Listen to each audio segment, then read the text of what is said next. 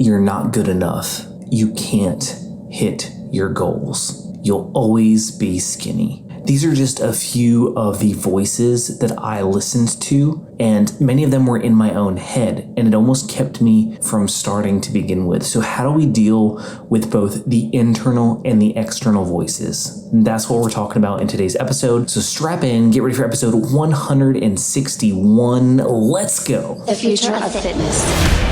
How do you gain muscle mass? Fitness is not complicated. It's simple when you break it down. There's so much information out there.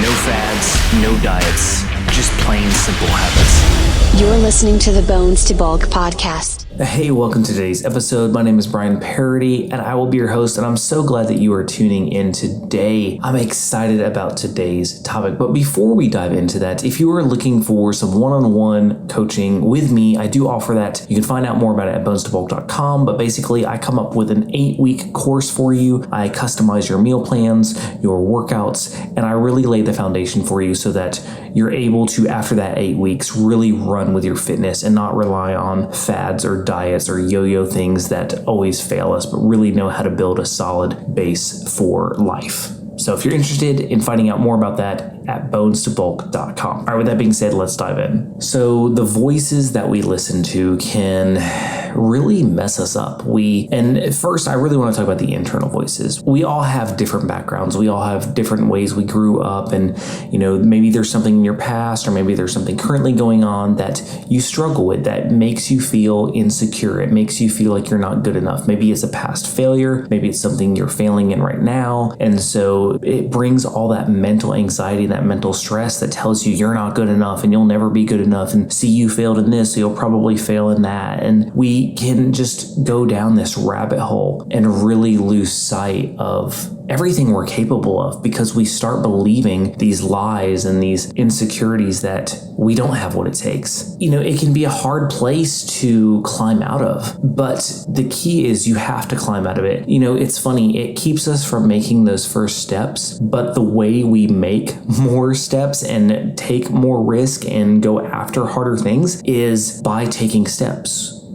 We can sit here in our own mind, we can sit here in our own doubt and thoughts till doomsday. But until we start making those really hard choices and those really hard steps, nothing will change. We'll stay stuck, because what happens is we take a step, and maybe it's just a small step, maybe it's something small, and we accomplish it. And then we're like, wow, I accomplished that. I wonder what else I can accomplish. And we take another step and we accomplish something else, maybe a little bit bigger. And it's this staircase that we start to climb, and we, start to look behind us and we see how far we've come. And that doesn't mean that everything's going to go smoothly and we're not going to fail more. But the more risk we take and the more chances we take, the more likely we are to then go where we want to go, because we're taking the chance, because we're taking the risk. And so I know it seems counterintuitive, because we're like, well, I'm scared to take the step, so how am I supposed to take the step? But it's all comes down to, how badly do you want it? Do you want to stay where you're at right now? Or do you want to grow into something different? Do you want to become a better person? Do you want to become more successful or wealthy or more in shape or whatever it is? Like, this doesn't just apply to fitness.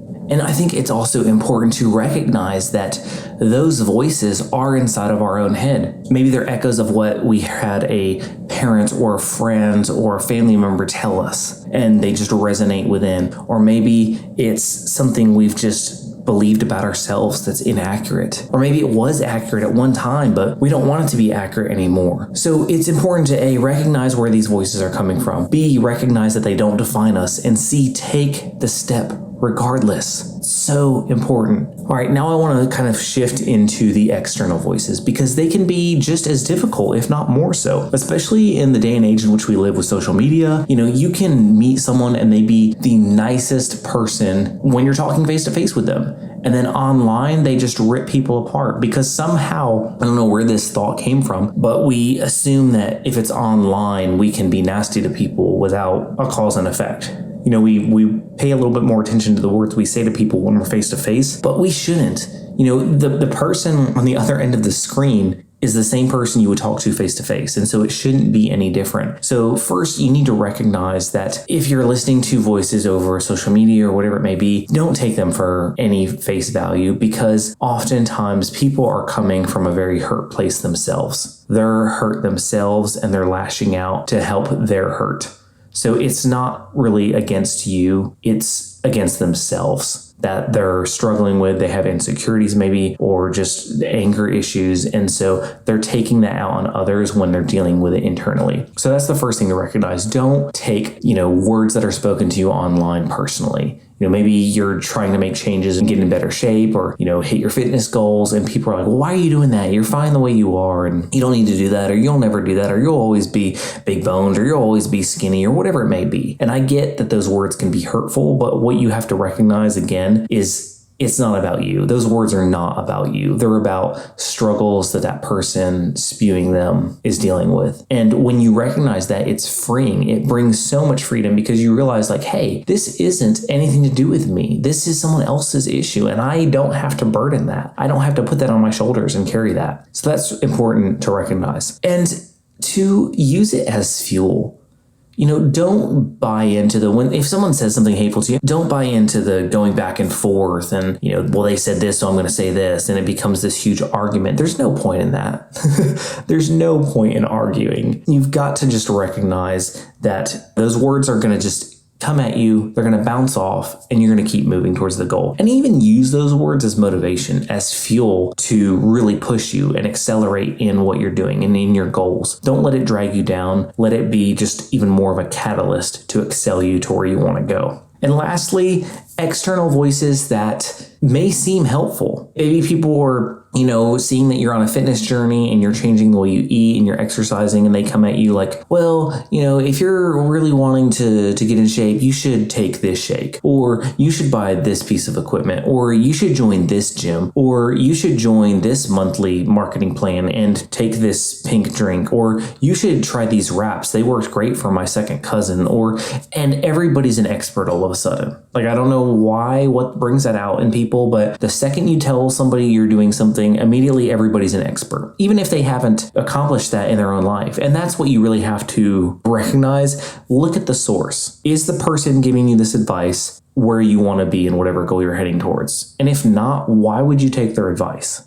It's obviously not working for them. So why would you then go along and do the same thing and expect results when it didn't work for them? And I'm not saying that you can't recognize that everybody's on a journey, but you're still going to see progress. You're still going to see that what they're doing is working in some way. Maybe they're not at their goal yet, but maybe it's helping them get there. And so you have to really evaluate. And I know that people mean well oftentimes when they do this, but again, your journey is your own. It's not Joe's or Sally's or anybody else's. It is your journey. And you've got to stay true to what you know to do and what works for you. Because guess what? You're the one making the steps. You're the one climbing the mountain. You're the one putting in the work. So do the work that's right for you. All right. I hope this helps just dealing with the voices, because the voices in our heads are powerful. The voices that are external can be powerful as well. But really dig deep.